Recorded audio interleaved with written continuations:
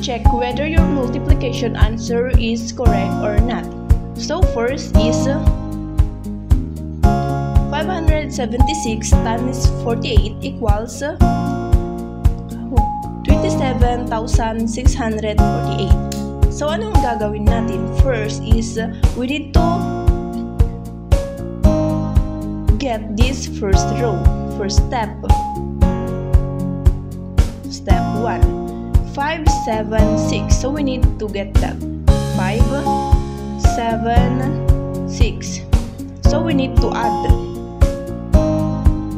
5 plus 5 plus 7 plus 6 equals 18. So ito yung 18 is kailangan natin i-add.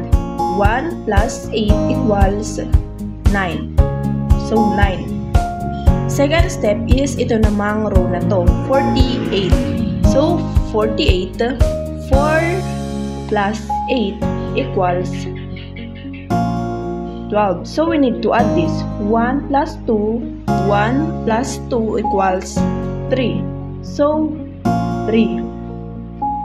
So itong 9 and then 3, kailangan natin na i-multiply. So 9 times 3 times 3 equals 27. So 27. So ngayon naman, third step naman is kailangan natin pag-addin lahat ito. So 2 plus 7 plus 6 plus 4 plus 8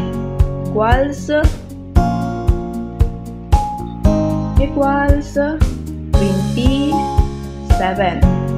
So, kapag the same sila, 9 times 3 equals 27, and then kapag pinag-add din natin ito is 27 kapag they are the same na 27 is ang ang answer natin is it means correct. So, sana clear sa atin na kapag same, kapag pinag-multiply natin ito, tapos pinag-add natin ito, at kapag ang lumabas ay same sila, it means our answer is correct.